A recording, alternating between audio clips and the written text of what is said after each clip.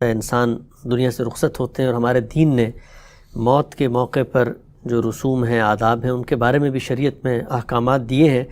چند چیزیں میں چاہوں گا کہ کر کے آپ کے سامنے رکھوں اور یہ جاننے کی کوشش کروں کہ ہمارے دین میں ان کی کیا کوئی گنجائش ہے یا نہیں ہے۔ ہمارے ہاں بالعموم ہندوستان، پاکستان، بنگلہ دیش، برصغیر کے اندر بالخصوص یہ سامنے آتا ہے کہ میت کے رخصت ہونے کے وقت ایک سوگ کا عالم ہے۔ شریعت کے لحاظ سے اس سوگ کی مدت کیا ہے؟ اس میں تیسرا ہوتا ہے، پھر کرتے کرتے 40ویں تک پہنچ جاتا ہے، یہ تیسرا، 40واں، اور یہ خود رسوم اور ان میں سوگ کی جو مدت ہے وہ کیا شریعت نے کوئی مقرر کی ہے؟ اللہ تعالیٰ نے اس دنیا میں ہمیں بھیجا ہے تو اس میں زندگی اور موت کا یہ کارخانہ ہر ایک کے لیے ایسے ہی چل رہا ہے۔ یہ بیان کیا نا کہ خلق الموت والحیات لیبلوکم ایکم احسن عملا، یعنی موت و حیات کا یہ کارخانہ بنایا ہی اس لیے گیا ہے تاکہ اللہ تمہیں آزمائے۔ تو جس وقت موت آتی ہے، کوئی عزیز دنیا سے رخصت ہوتا ہے، کوئی استاد ہے، کوئی باپ ہے، کوئی بھائی ہے، آپ کی بہن ہے، بیوی ہے، شوہر ہے، تو انسان کو صدمہ پہنچتا ہے۔ یہ صدمہ پہنچنا بھی بڑی فطری چیز ہے، آنکھوں سے آنسو بہہ نکلنا بھی بالکل فطری چیز ہے۔ اس لیے فطری اظہار پر دین میں کوئی پابندی نہیں لگائی گئی، لیکن اس کو حدود میں رہنا چاہیے۔ وہ حدود رسالت مآب صلی اللہ علیہ وسلم نے مختلف موقعوں پر واضح فرمائے ہیں۔ نوحہ نہ کیا جائے، بین نہ کیے جائے، چیخا نہ جائے، اس طرح کی آوازیں بلند نہ کی جائیں کہ جو ناشکری پر محمول کی جا سکیں۔ اللہ تعالیٰ کے ساتھ تعلق کا اظہار کیا جائے، اس موقعوں پر خود موت کو یاد کیا جائے۔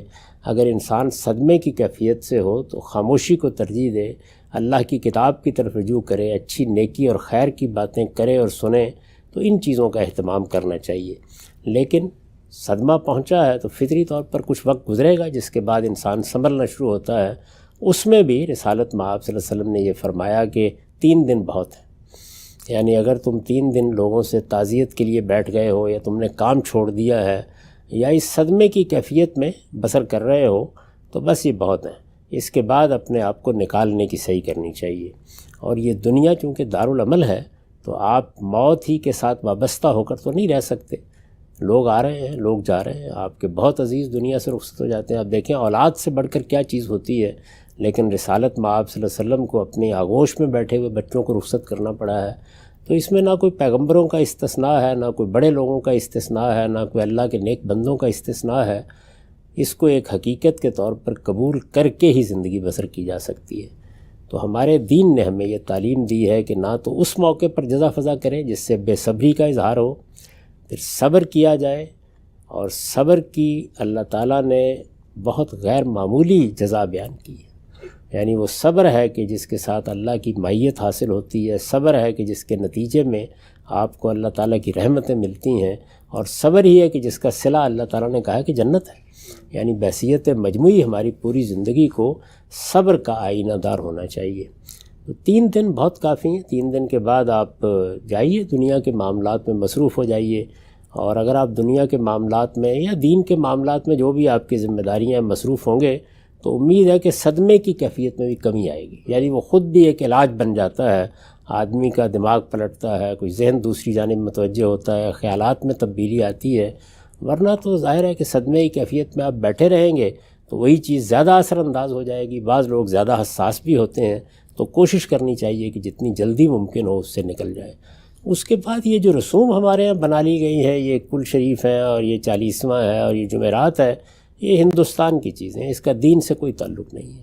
اور اگر ان میں کوئی دینی چیز شامل کی جائے گی تو اس میں کوئی شبہ نہیں کہ اسے بدعت قرار دیا جائے گا، اور بدعت سے ہر حال میں اپنے آپ کو محفوظ رکھنا چاہیے۔ ٹھیک۔ اچھا، ہم سے بھی جب کوئی رخصت ہوتا ہے تو کہا ہی جاتا ہے کہ اس کا بوسہ لینا، اس کی بھی ممانعت ہے، کباہت ہے۔ خواتین ہیں، کوئی والد رخصت ہوئے، ان کو روکا جاتا ہے۔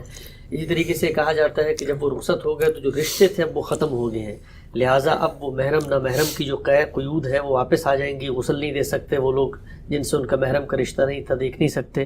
تو یہ بتائیے گا کہ جس وقت کوئی رخصت ہوتا ہے تو اس کو کیا بوسہ دیا جا سکتا ہے؟ اسی طریقے سے کیا اس کی جو بیوی ہے یا اس کی کوئی بہن ہے وہ اس کے ساتھ اس طرح کا معاملہ کر سکتی ہے جو انتقال ہونے کے بعد بھی کیا وہ رشتے برقرار رہتے ہیں؟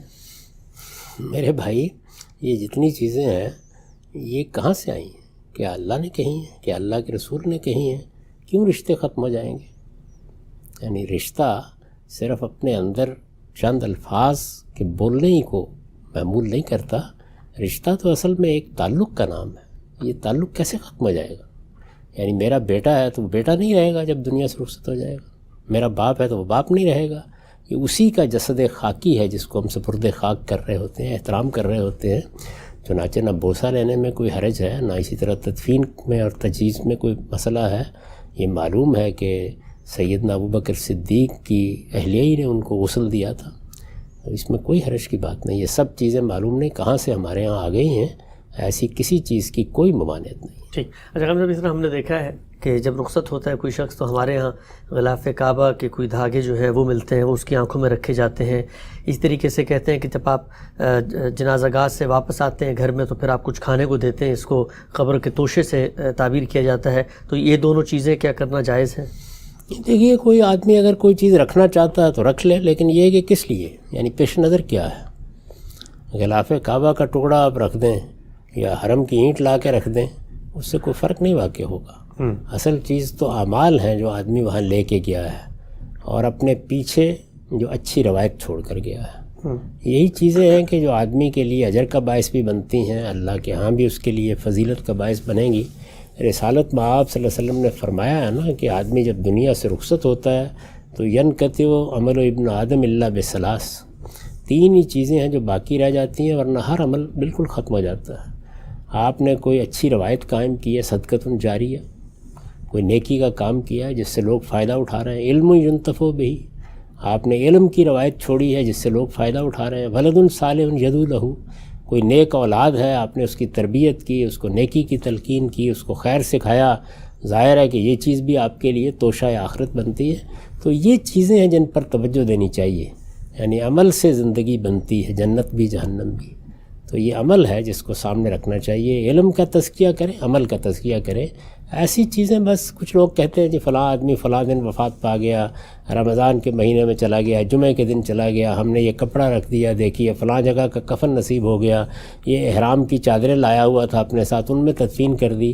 تو یہ ساری چیزیں جو ہیں دل کی تسکین کے لیے آپ جو بھی کرنا چاہیں کریں. اللہ تعالیٰ نے اپنی کتاب میں اور اللہ کے پیغمبر نے اپنے ارشادات میں یہ واضح کر دیا ہے کہ اصل چیز وہ عمل ہے جو آپ لے کر جائیں گے. ٹھیک. ہم سب کچھ مزید پہلو بھی ہیں اسی حوالے سے، جو انسان رخصت ہوتے ہیں تو جو مسائل لوگوں کو درپیش رہتے ہیں. یہ بتائیے گا کہ جنازے کے بارے میں، غائبانہ جنازہ انسان دور ہوتا ہے. اس وقت آپ دیکھیں کووڈ کے دنوں میں جن لوگوں کا انتقال ہوا، بچے نہیں جا سکے، تو کیا غائبانہ طور پہ نماز جنازہ ادا کی جا سکتی ہے؟ اسی طریقے سے یہ بتائیے گا کہ بسا اوقات بعض لوگوں کا پانی میں وہ بہہ جاتے ہیں اور لاش نہیں ملتی، تو کتنی مدت انتظار کرنا چاہیے اور اس کے بعد ان کا جنازہ پڑھ کے ان کو رخصت کر دے آدمی؟ دیکھیے بات یہ ہے کہ اس طرح کوئی دین یا شریعت میں مدت تو نہیں مقرر کی گئی. حادثہ ہو گیا ہے تو آپ کا ایک عمومی اطمینان ہو جاتا ہے کہ اب ملنے کا کوئی امکان نہیں ہے تو آپ جنازہ پڑھ سکتے ہیں. میرے نزدیک میں اس سے پہلے عرض کر چکا ہوں کہ اس طرح کی صورتحال جو اب پیدا ہوئی، ایک وبا کا معاملہ رہا ہے اور اب دنیا میں لوگ بہت دور دور تک جا چکے ہیں. بعض موقعوں پر آپ کو فلائٹس نہیں ملتی، جانے کے مواقع نہیں ہوتے. تو اس میں اگر آن لائن جنازے کا اہتمام کر دیا جائے اس پہ بھی کوئی حرج کی بات نہیں. میں نے جب یہ بات کہی ہے تو ظاہر ہے کہ لوگ اس سے اختلاف کرتے ہیں، لیکن انہوں نے سمجھنے کی کوشش نہیں کی کہ یہ اللہ تعالیٰ کی کتنی بڑی نعمت ہے جو دور حاضر میں ہم کو حاصل ہو گئی ہے. بہت سے لوگ ہیں دنیا میں کہاں کہاں پڑے ہوئے ہیں، نہیں آ سکتے اس موقع کے اوپر. رسالت میں آپ صلی اللہ علیہ وسلم نے دیکھیے نا، جب یہ معلوم کیا کہ نجاشی کی وفات ہو گئی ہے تو غائبانہ نماز جنازہ پڑھی. اس کا مطلب یہ ہے کہ جو عام حالات کے قوانین ہوتے ہیں، جیسے ہی اس کے اندر کوئی مسئلہ پیدا ہوتا ہے تو پھر دیکھنا چاہیے کہ اس کی روح کو برقرار رکھ کے آپ کیا اجتہاد کر سکتے ہیں. تو اگر آپ اس طرح کے اجتہادات کر لیتے ہیں تو آپ اندازہ کر سکتے ہیں کہ کہاں کہاں سے لوگ شریک ہو جائیں گے. اگر کسی جنازے میں شریک ہونا ہے، کسی جماعت میں شریک ہونا ہے، مسلمانوں کے ملکوں میں یا جہاں مسلمانوں کی آبادی ہوتی ہے، آپ کو ہر گلی، ہر محلے میں، ہر موڑ پر ایک مسجد مل جاتی ہے. آپ جانتے ہیں کہ غیر مسلم ممالک میں جہاں دوسروں کی اکثریت ہے، دور دور مسجدیں ہوتی ہیں، ہر آدمی نہیں جا سکتا. تو اگر آپ اس طرح کے اہتمام جدید ٹیکنالوجی کو سامنے رکھ کر کریں تو اس میں کوئی حرج کی بات نہیں ہے. انتقالات امام اگر معلوم ہو رہے ہیں تو بس یہ بہت کافی ہے. لیکن ظاہر ہے کہ یہ اضطرار میں ہوگا، مجبوری میں ہوگا، یہ رخصت کے طور پر ہوگا اور اس میں آپ کی تسکین بھی ہوگی، دعا میں آپ شریک بھی ہوں گے، جماعت کے اندر شامل ہونے کا احساس بھی ہوگا. یہ بہت سی چیزیں حاصل ہو جائیں گی. تاہم جو آخری چیز ہے وہ تو ظاہر ہے وہی ہے کہ آپ خود جماعت کے اندر موجود ہوں. تو جہاں ممکن ہے وہاں پہ یہی کیجیے، جہاں ممکن نہیں ہے وہاں یہ دوسرے طریقے اختیار کرنا بالکل جائز ہے۔ ٹھیک ہے ڈاکٹر صاحب، چند پہلو آخری واضح فرمائیے گا۔ کہا جاتا ہے کہ میت کے لیے خاص قسم کا لباس ہے جو اس کی تدفین میں استعمال ہوگا، کفن، اس پہ دین نے کوئی قید لگائی ہے؟ کیا کوئی مرتا ہے اس کو اپنے کپڑوں میں دفنایا جا سکتا ہے؟ اس طریقے سے مرنے والے نے اگر وصیت کی ہے، وہ امریکہ کینیڈا میں تھا کہ مجھے پاکستان میں دفنائیں، تو کیا اس وصیت پر عمل کرنا لوگوں کے لیے لازم ہے؟ اور یہ بھی بتا دیجیے گا کہ کیا مسلمانوں ہی کے قبرستان میں ایک مسلمان کو دفنانا چاہیے؟ دینی لحاظ سے کوئی پابندی تو نہیں ہے اس؟ خدا کی زمین ہے، جہاں آپ کو موقع ملے آپ دفن کر دیجیے۔ یہ تو مسلمانوں کے قبرستان ظاہر خاص کیے جاتے ہیں، اس سے مقصد یہ ہوتا ہے کہ اس کی حفاظت بھی ہو، جانے والوں کو بھی اس میں کوئی دقت نہ ہو، اور مسلمانوں کے اپنے رسوم، ان کی اپنی روایات کا بھی پاس ہوتا رہے۔ تو یہ اچھی بات ہے، اس میں کوئی شبہ نہیں ہے، لیکن یہ لازم نہیں کیا گیا۔ جہاں بھی آپ کو موقع ملے، آخر آپ جانتے ہیں کہ سیدنا ابو ایوب انصاری کو کہاں دفن کیا گیا تھا؟ بہت سے صحابہ کرام ہیں، کہاں کہاں آپ دیکھتے ہیں کہ وہ مدفون ہیں، تو اس میں کوئی حرج کی بات نہیں ہے۔ کسی نے کوئی وصیت کی ہے تو پہلی چیز تو یہ ہے کہ وصیت کرتے وقت بھی سوچنا چاہیے کہ آخر اپنے بعد کے لوگوں کو آپ اس مشقت میں کیوں مبتلا کر رہے ہیں۔ کر دی ہے تو آسانی ہے، پوری کر لیجئے، لیکن اگر آسانی نہیں ہے تو اللہ تعالیٰ معاف فرمائے گا۔ جب کوئی آدمی کو بات کہہ دیتا ہے تو اصولاً تو کوشش کرنی چاہیے نا کہ اس کی بات پہ عمل کیا جائے، دونوں جانب نصیحت کرنی چاہیے، ایسی وصیت کی چیزیں نہ کی جائیں، اور اگر کی گئی ہے تو بس حق المقدور، یعنی اس کو مسئلہ نہ بنا لیا جائے۔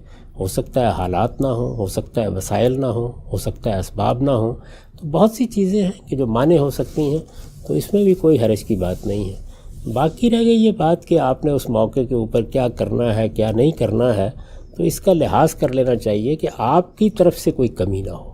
یہ تجہیز تکفین کی جتنی ہدایات ہیں وہ ہمیں کی گئی ہیں۔ ایک بندہ کہہ دیتا ہے، جیسے سیدنا صدیق نے کہا کہ پرانے کپڑے ہی ٹھیک ہیں، یعنی کسی آدمی کا، یعنی یہ یوں نہیں ہے کہ کوئی لازم کر دیا گیا ہے، لیکن یہ تاکید ضرور کی گئی ہے کہ جب ہم اپنے بھائی کو رخصت کر رہے ہیں یا اس کے جسد خاکی کو سپرد خاک کر رہے ہیں، تو اپنی طرف سے ایک اچھا صاف ستھرا لباس پہنا کر ہی اس کو رخصت کریں۔ اس کے لیے ہمارے ہاں ایک روایت موجود ہے تجہیز و تکفین کی، کوئی وجہ نہیں کہ اس کی خلاف ورزی کی جائے۔ اس کے لیے رسالت مآب صلی اللہ علیہ وسلم نے بھی تلقین فرمائی ہے، تو عام حالات میں اس کا لحاظ کرنا چاہیے۔